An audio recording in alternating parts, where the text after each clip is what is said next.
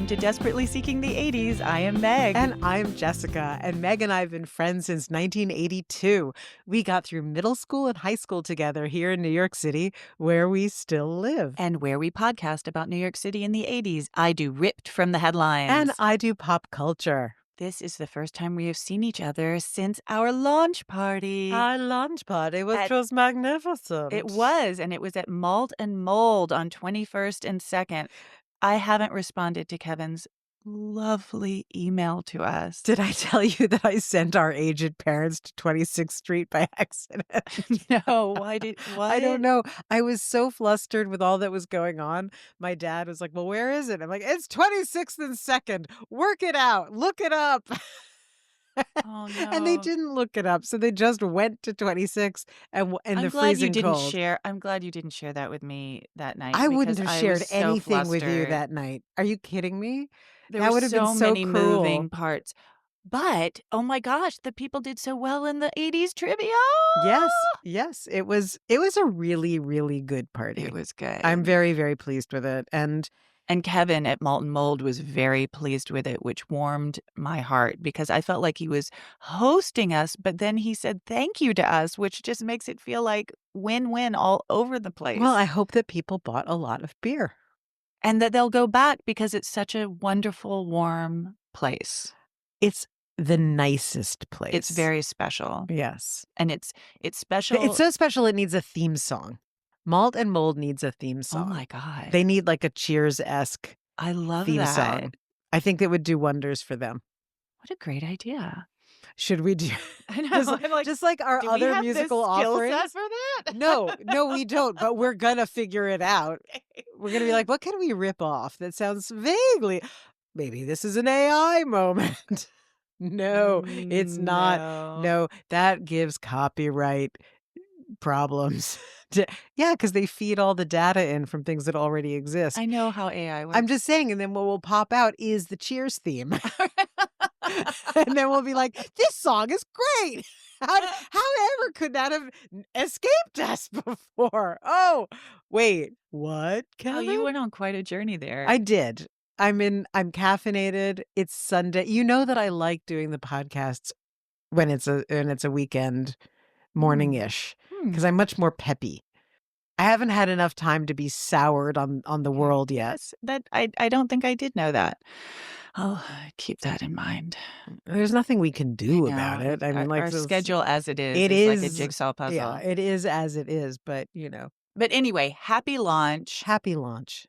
And just so that everyone understands how our YouTube channel works, all of our audio podcasts are now on YouTube with a cute little video in the background, but it's an animation. It's not of us. And then we have additional video content, which is called The More We Know, where we, Jessica and Meg, we school each other on things that we think the other one doesn't know about New York City in the 80s.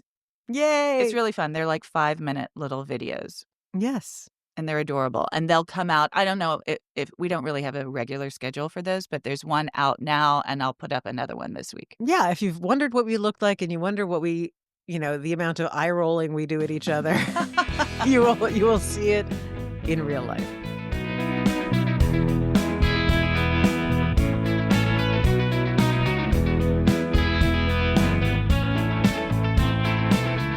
I think you're going to like this engagement question. Do you have a secret, quiet spot in New York City where you can go if you feel the need? The New York Society Library. Okay, I knew you would have. Okay, tell me more. I started going to the New York Society Library in the 80s as a child. It is the last existing private library in New York City. It's on 79th, right? Yes. It was founded in 1792, I believe, though not housed in that building, obviously. I think it moved to that building like in the 20s, maybe? I don't know. And it is the most beautiful, like English club kind of looking place. Magnificent sweeping staircase, reading rooms, like wood paneled reading rooms. And then the stacks are like the stacks underground in the New York Public Library. So, like, if you've seen Ghostbusters, and you see, like, all, like, books on rows and rows of metal racks, that's what it is to go get the books. And it's beautiful. They even do afternoon tea, if you remember, like, every day you can go have tea, and it's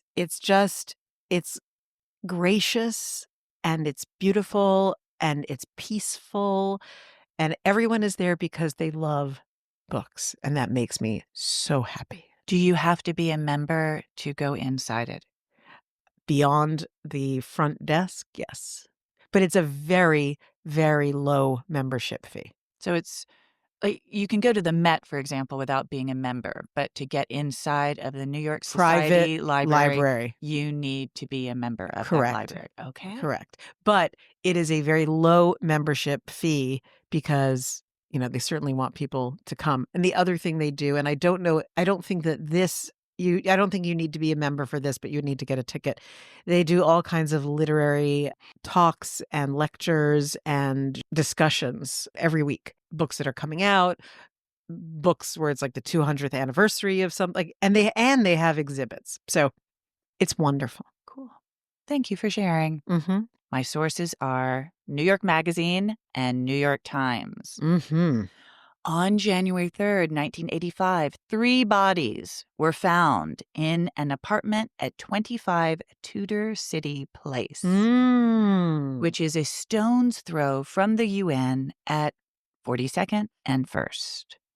Tudor City is a tiny neighborhood of stone and brick and terracotta facades with a few Tudor and Elizabethan touches like bay windows, arches, Tudor roses, towers, and parapets. On the first floor of each building, there are allegorical stained glass windows. It was developed in the 20s as a place for middle-class people who wanted to be in walking distance from Grand Central. While the exteriors give an air of old world charm, the interiors were modern at the time of their construction, with garbage incinerators, Frigidaire refrigerators, and Murphy beds. The apartments were marketed to single people and childless couples, and many were ultimately rent-controlled. By the late 1980s, some studios in Tudor City still rented for $300 and sold for $120,000. And then, after the 1987 crash, sold for $77,000. Good God. Have you been inside Tudor City? You mean inside one of those apartments? No. I have. Okay. It's everything you hoped it would be and more, because it really is. The one that I was in was an alcove studio. It was the apartment of it was my friend Laurie's friend's apartment, and he's Turkish. So he had the whole thing done in the most lavish Turkish gorgeous fabrics and paint and just amazing, but a little jewel box exactly as you are describing, and with like the windows with the little panes. I forgot what that's called, but mullioned, is that a mullioned window? It really is like you're walking into another time. So if you can get inside a Tudor City apartment, do it. But also just walking in that neighborhood, it's so quiet. It is. It's one of those. Is it overlooked because you can't get an apartment there? Is it just impossible to get an apartment? Well, I think that's part of it. And I think it's also because it's a dead end. You're not going to go through it to get somewhere else. No, so I mean, it's impossible. its own destination. Impossible to get an apartment there. Yeah, is I what I know. meant. Oh, I I'm agreed sorry. with that. Oh. And I think also because you don't pass through it to go somewhere else like you do through other neighborhoods. It's a destination. It is a contained community. The Tudor City Greens is a park nestled between 42nd and 41st, and thank God is considered part of an historic district and therefore protected. And many an 80s developer tried to get their grubby hands on it, including the grubbiest. Don't do it.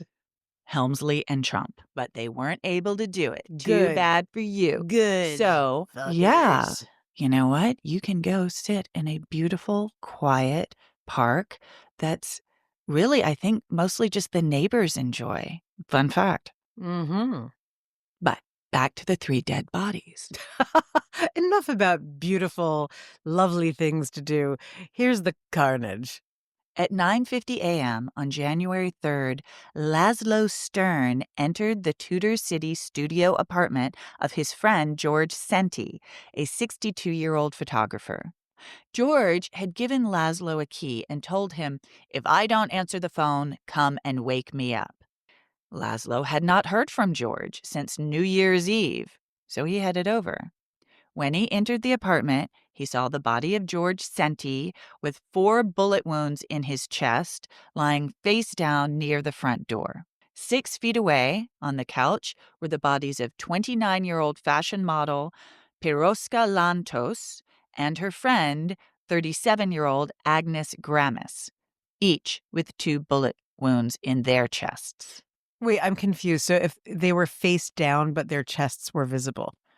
George was face down Mm-hmm. and had bullet wounds in his chest. They were face up on the couch and had bullet wounds in their chest. Okay. Does that answer your question? Yes. Okay. Both George and Piroska were well known in Little Hungary, another tiny neighborhood In Yorkville. on 2nd Avenue between 79th and 80th Streets, with a half dozen cafes and restaurants that catered to Hungarian émigrés. We frequented those, and they were wonderful. George had come to America in 1957 after losing his family to the Nazis and fleeing Soviet-occupied Hungary, and he was 35 when he came to America. He had big dreams of being a fashion photographer, but he had a lot of emotional baggage, which stood in the way of his business sense. He preened in Little Hungary at the cafes and restaurants, but most of the old-time Hungarian habitués knew he was all show. Some compared him to Steve Martin's wild and crazy guy with a sun lamp tan, unflattering chestnut brown dyed hair, tight designer jeans, silk shirts, gold medallions. That sounds very wild and crazy. His facialist said, "I think he had a bad facelift in Hungary. The skin was stretched so tight over the bone it looked like a death mask." Ooh. Everyone's reading George. This is just kind of mean. Good God. Give the guy a break. He told everyone he was a top fashion photographer and that, quote, "after the age of 24, women are no good." And now I don't like him. Boo. I mean, you can Boo see on your facelift. why people might have Boo. been reading him a bit. Hair dye, bad tan. Boo. I mean, I'm sorry about the Nazi situation because, like, it really sucked for him when he was young, but then he actually did end up being an asshole. Tragedy and assholery are not mutually exclusive. Yes. In 1968, he opened a photography studio with Clara Eich, another Hungarian photographer. She was new to the city and needed a translator and help getting work, and George needed a woman to obsess over. He would follow Clara everywhere. He would press his face up against the window of the restaurant she was eating at. Oh, like Victor Victoria. Yeah, creepier. No, I just had a visual. He would stand guard outside her apartment building, staring up at her window. That's super bad. Clara finally had enough and dissolved their partnership in the photography studio, paying George $25,000. Which is a lot. I know. So she desperately wanted to get away from George. Yes. With this windfall, George bought a silver Lincoln Continental in, of all places, Hungary. Weird. Periodically, he would get a cheap ticket to Budapest and drive his fancy car around town, and everyone thought he was a big shot. Oh, Yeah. this is all coming together. That's when he met Piroska Lantos.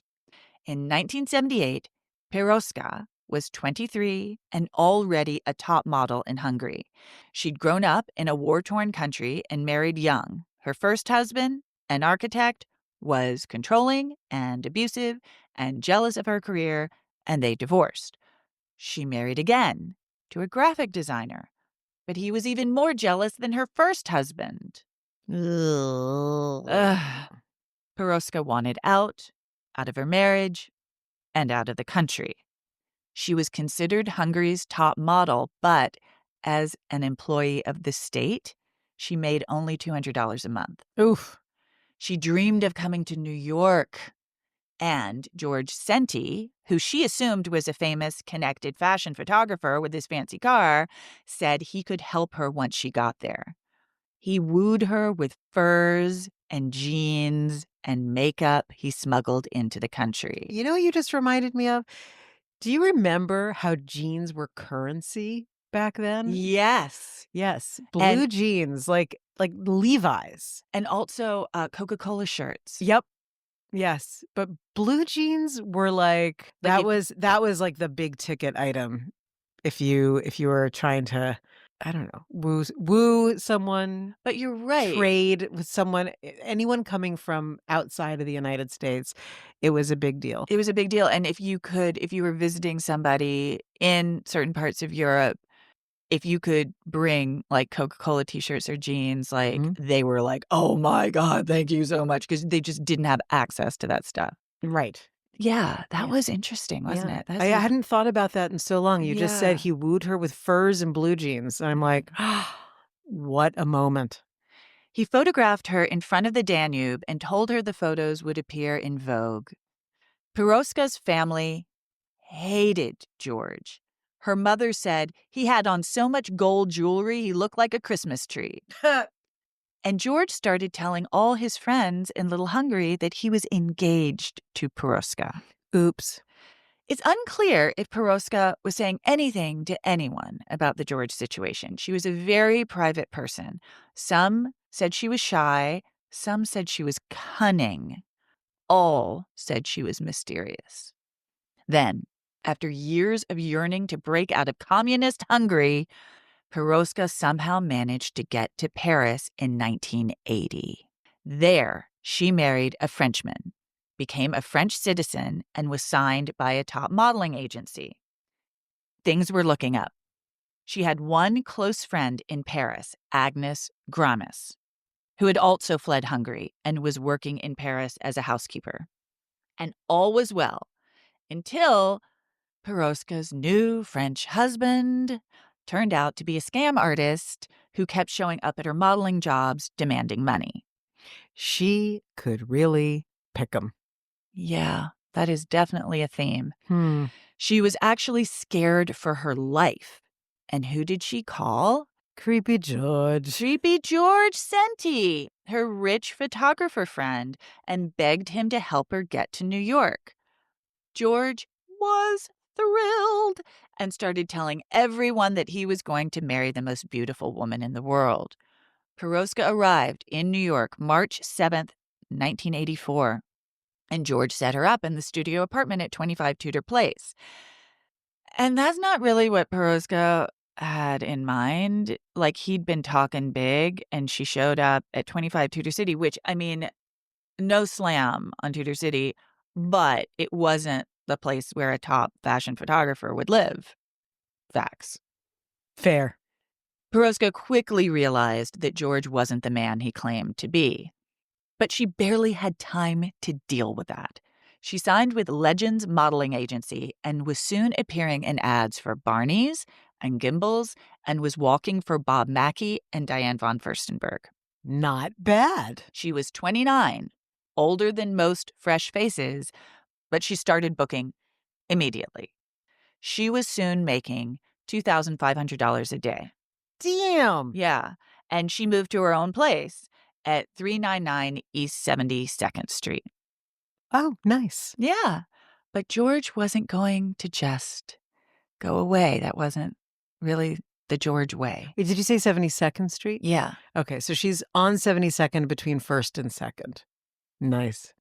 George started showing up at her job, following her everywhere.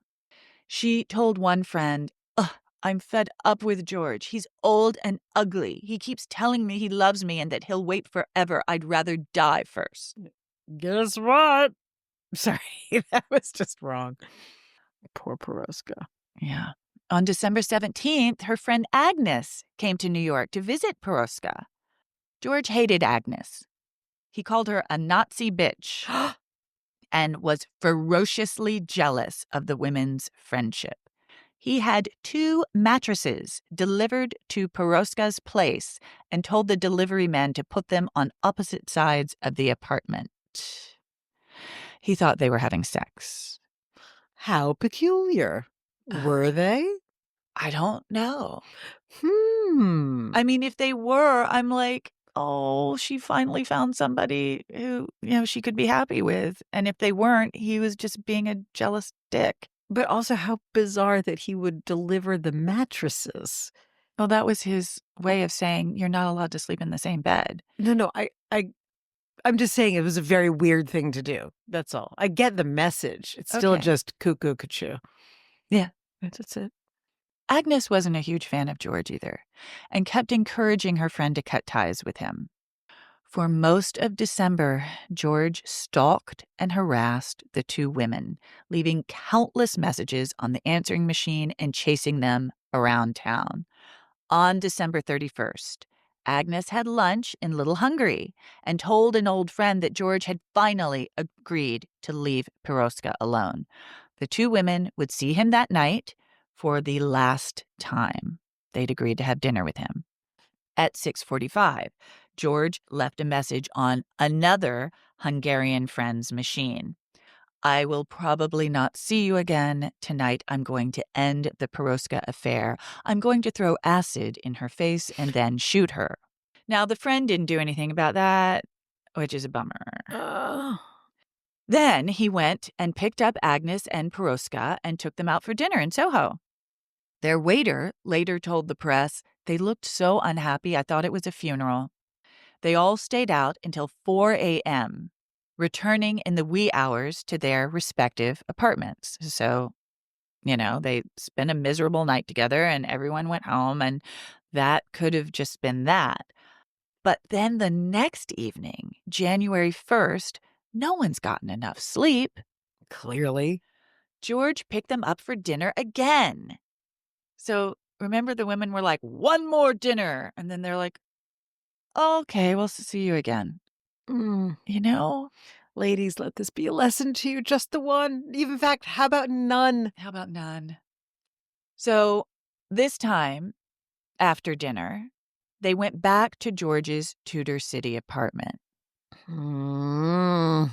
No one will ever know for sure what happened next, but this is what investigators found. Agnes appeared to have been smoking a Gauloise and flipping through a fashion magazine when she was shot in the chest. She used the magazine as a shield. Ah. Piroska was also on the couch with a glass of champagne when she was shot. George's 4 shots were self-inflicted in his chest, and he choked to death on his own blood. I find that fascinating.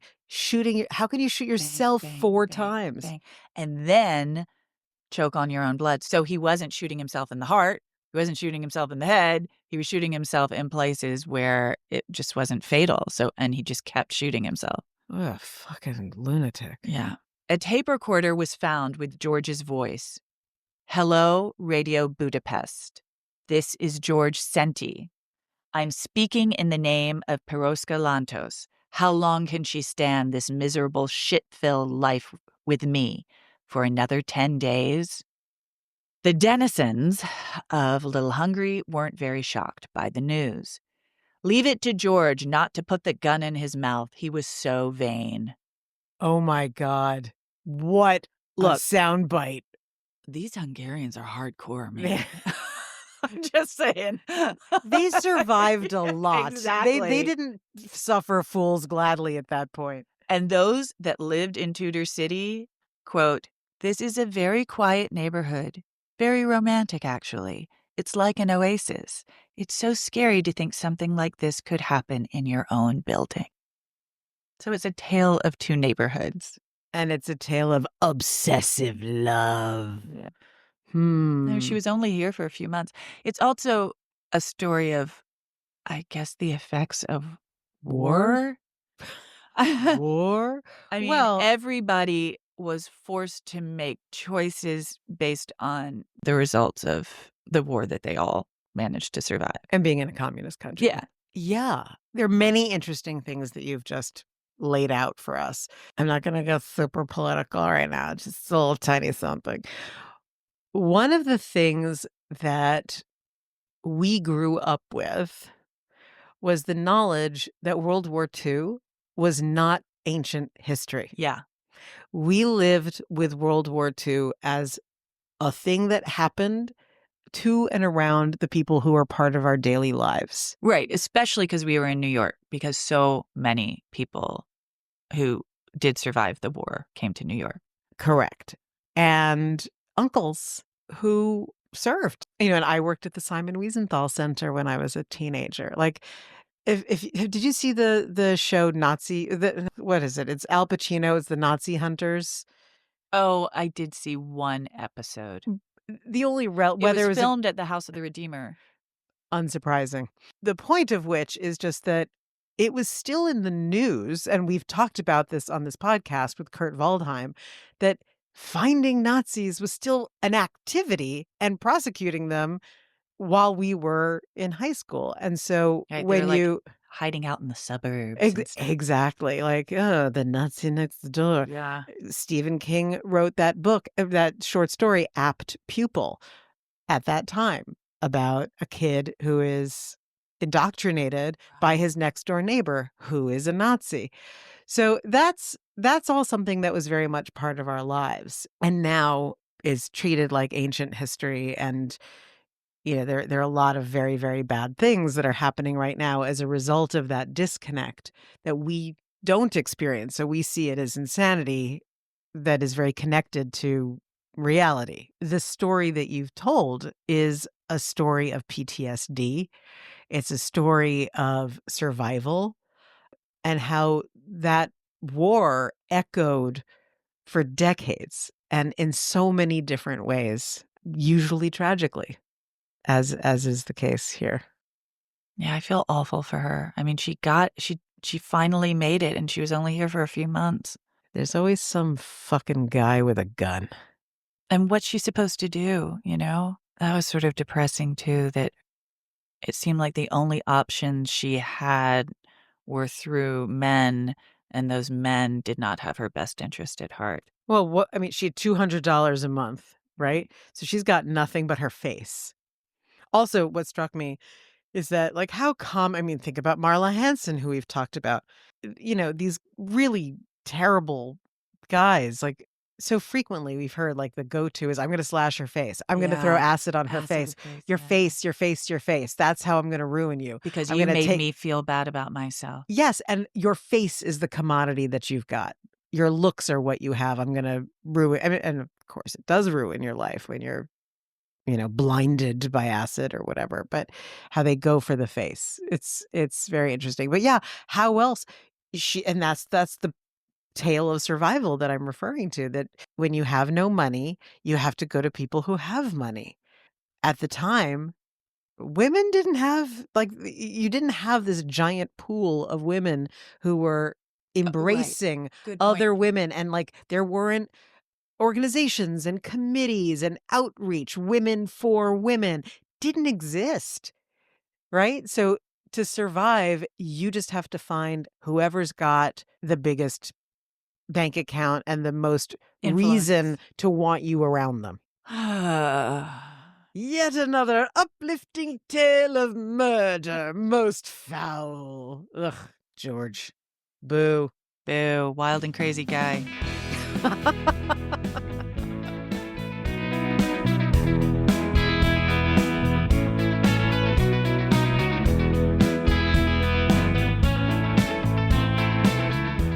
So I had an unexpected, really nice thing happen last night Nice. that, well, like all unexpected things, took me by surprise. So I was going to host a dinner party last night, very small, because a couple of friends, like, we had to reschedule and cancel. And I was like, I'm not going to a restaurant. Everything in New York is too expensive. Fuck that. Not doing it. I'm going to make pasta and you're coming over. And that's Nice. it. And at the 11th hour, I get a call from our beloved friend of the podcast and dearest friend of mine, Nick, saying, "Do you remember how a decade ago we had concert tickets and then my dad died and we couldn't do it?" And I was like, "Ooh, vaguely." And he's like, "Well, it's your turn to go, baby." We had tickets to go see Diana Ross. And last night, she performed in Brooklyn at King's Theater, and Nick and his husband had 3 tickets, amazing seats. They couldn't go. So Oh, Nick called and he's like, "Guess what, baby? You've got 3 tickets. Want them?" And I said, "Why, yes, I do." interesting. So last night, So I guess he wasn't part of the dinner party. no, Okay. no, no. It was completely No, separate he had something else to surprise. do. Yeah. Right. So I then had to call everyone and be like, "There's no dinner party. I'm not How making many you any people food." how many people were coming? 1, 4. Oh, no. And you Um, didn't have enough tickets for them all. correct. Although I invited the women who are going to be there, as there were no gay men who were going to be there. I was like, I don't think it was so I invited Lori and Ale could come and Lori could not. So I invited my dear friend Dave. And the 3 of us were like, "What is this magical thing called the Q train? We're gonna get on the Q." You haven't been on the Of course we've queue? been on the Q train. I'm just kidding. I'm Okay. I'm kidding. like, "What?" Oh my god. No, but I've never taken it out to Beverly Road. Alright. So, it was an hour on the Q train. We get off in the freezing cold, trek over to Flatbush Avenue. The King's Theater, if you have not been there, it was a movie palace that was renovated without destroying a single piece of molding, a single flake of gold paint. It's gorgeous. Amazing theater. Amazing. Kraftwerk is going to be playing there soon. So if you want to see Kraftwerk, you can go there. But it was amazing. So I was like, great, let's go. We go. Now, this concert was phenomenal. First off, the woman turns 81 this month. She's still completely Diana Ross. There was no like, "Oh my god, they're wheeling her out." No, she was fabulous, complete with capes. Like, she wears those, like, long robe kind of things that are, like, also capes. She was just working one of them had marabou feathers on it. It was And fabulous. does she have, like, backup Yes, yes, yes. dancers and She no singers? dancers. Okay. It's a more, like, we're here to sing Alright. kind of So show. she A ton of backup center singers, stage. center stage in the spot, but she's also got all of her musicians on stage, Oh, like a alright. brass So section, that's part of bass, the electric guitar, like, that's what you're watching. spectacle. Exactly.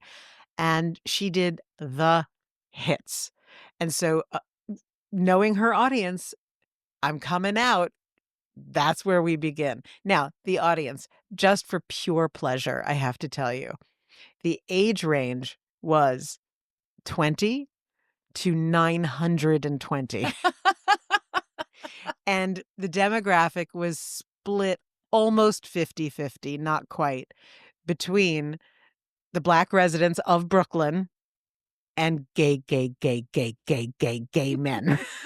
They weren't just gay, they were super gay.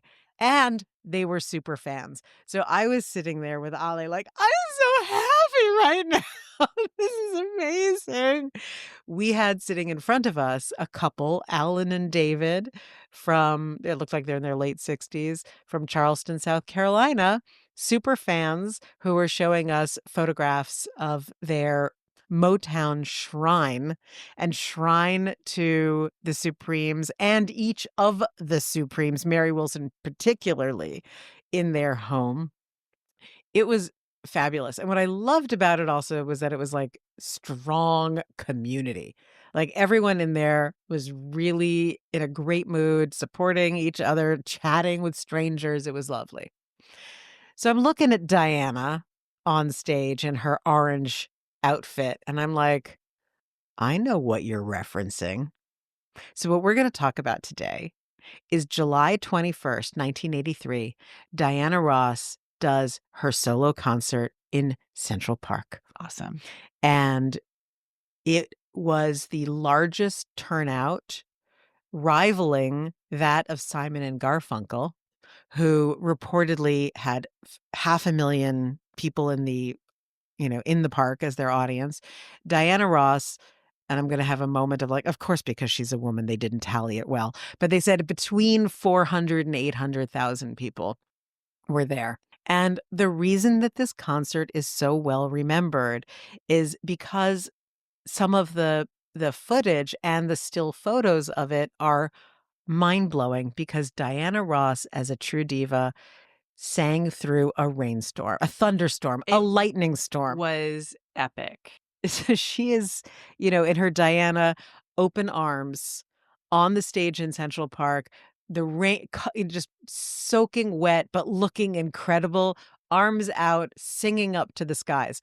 So what I didn't know was that the reason that this video is also so accessible is that it was one of the first concerts filmed for the newly launched cable channel Showtime. Okay. So this was a Showtime special, and there was a lot riding on it.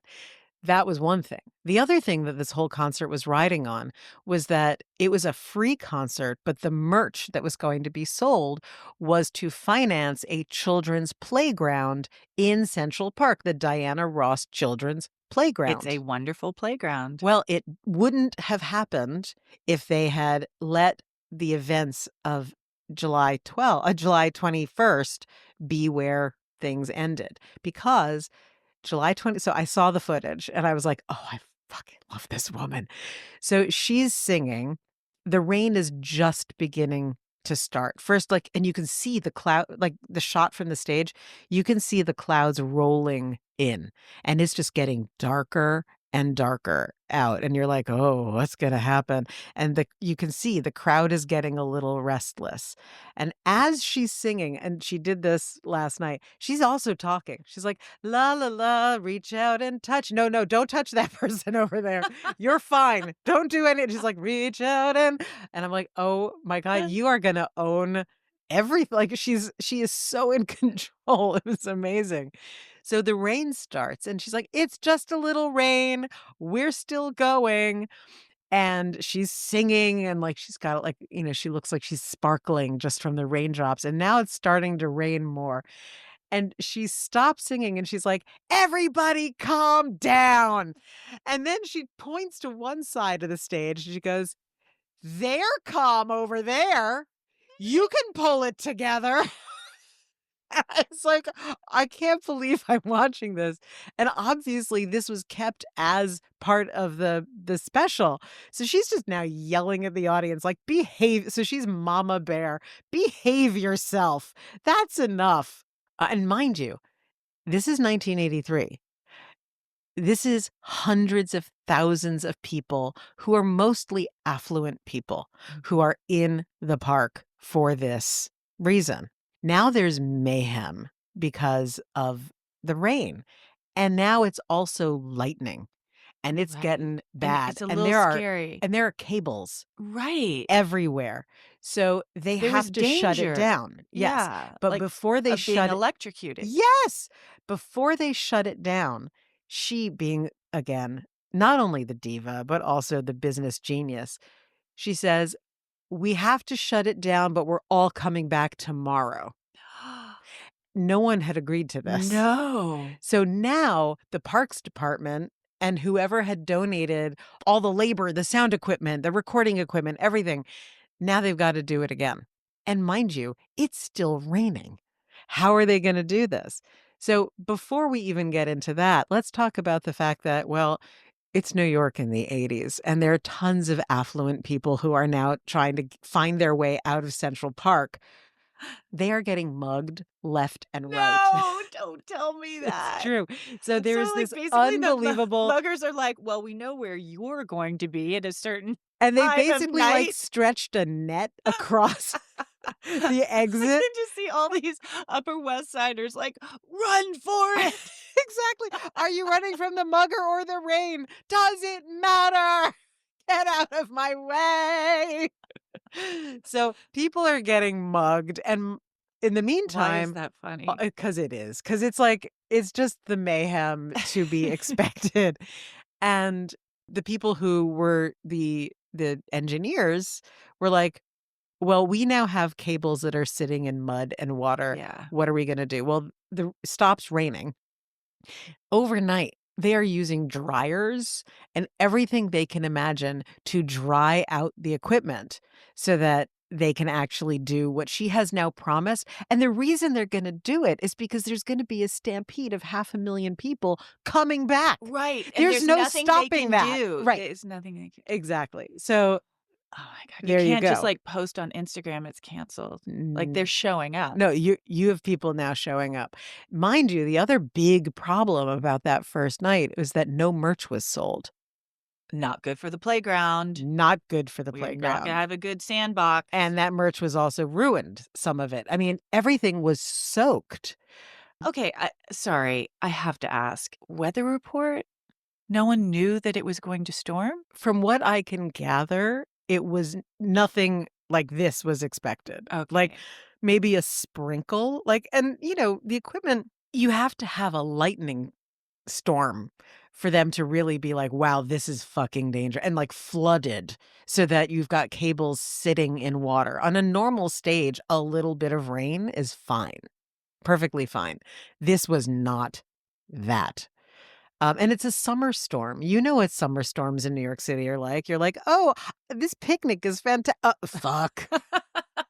So, I'm there's underwater that now. yeah, that was n no S good. The other really amazing thing so this video is available, you can see it on YouTube. I'm sure that Showtime is they'd show it. I don't know what their deal is, but the opening of her show on the 21st was incredible.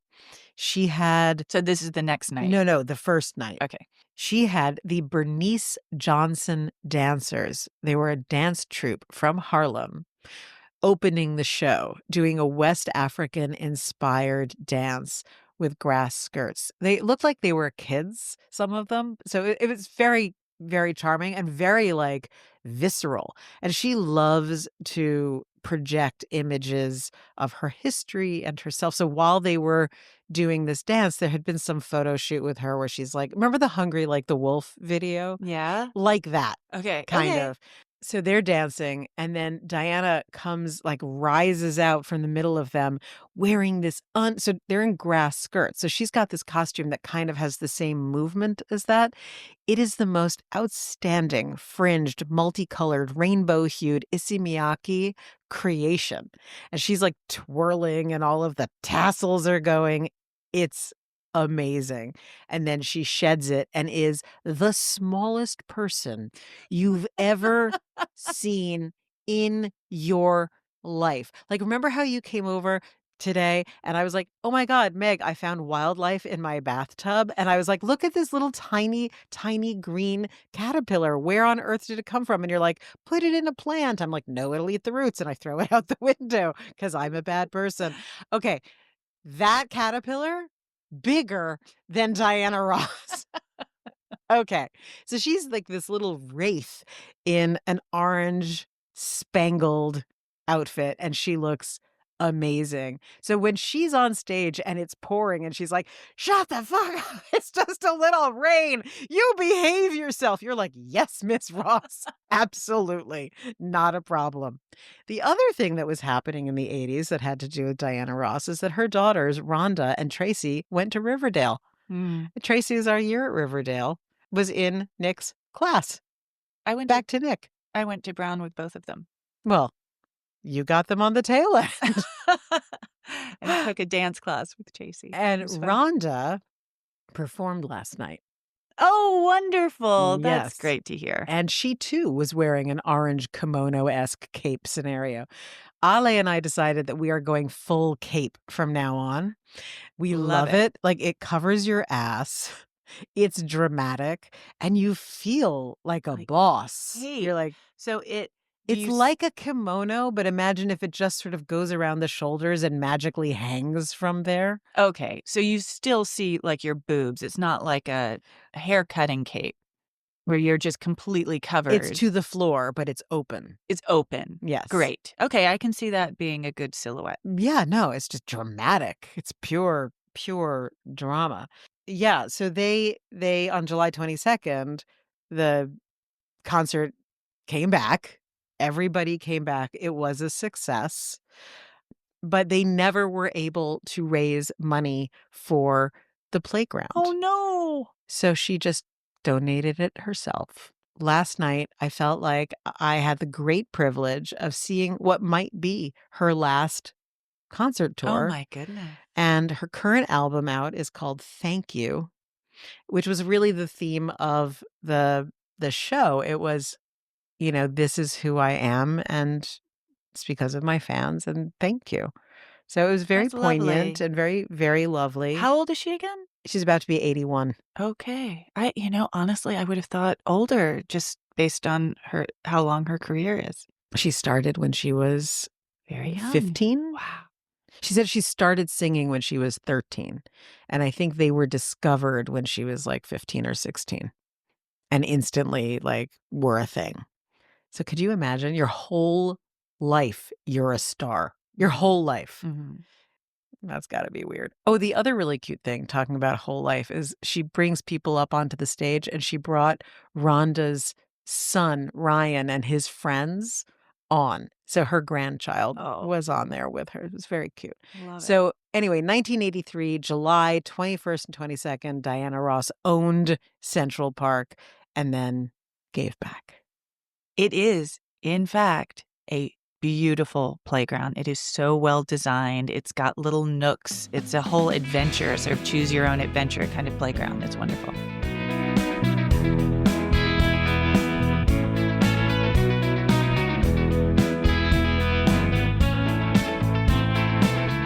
So you're excited about your tie-in? It's tenuous. I'm not gonna lie. But I love those. I'm all in. You were describing how George was going after Piroska. Yeah. Yeah. And it was quite stalkery. Well, one of the songs that Diana did that she did last night is Endless Love. Oh. And I was like, "Oh my God, remember how creepy that guy was in that movie?" I'm not sure I even saw the movie. Brooke Shields. I know. Obviously, I know what it is. So it doesn't end well? Tell me what happens. He burns her house down. He does? I did The not boyfriend, know this. yeah, the boyfriend becomes completely obsessed With Brooke Shields. Yeah, stalker, cuckoo, cuckoo, burns her house down. Honest to God, Jessica, I thought it was a love story. Well, it is, And in a way. And the song is beautiful. Yes, it is. Who sang it with her? Lionel Now, Richie. he showed up? No. Who sang it with her last night? Someone who was on stage with her. Okay. Yeah. No, I'm I would not have buried that Lionel Richie showed up. No. But yeah, so that's my tie-in. I'm learning so much today. Stalkers have a theme song. Yeah. No, I love that tie-in, actually. By the way, we have 81 reviews on Apple Podcasts. Were you reminded of that because of how old Diana's about to be? No, but yeah, that's a tie-in too, There's some isn't it? symmetry right there. I love But if it. anybody would like to write us a review, that would be amazing. And we'll give you a hat. You know who we need to give a hat to? Who? Our very first review, Mary Angela. Oh my gosh, of course. Did she gave get us one that no, night? but she gave us our very first ever review on Apple Podcasts. No, we absolutely have to get her a hat. Yes. So Mary Angela, you're getting a hat.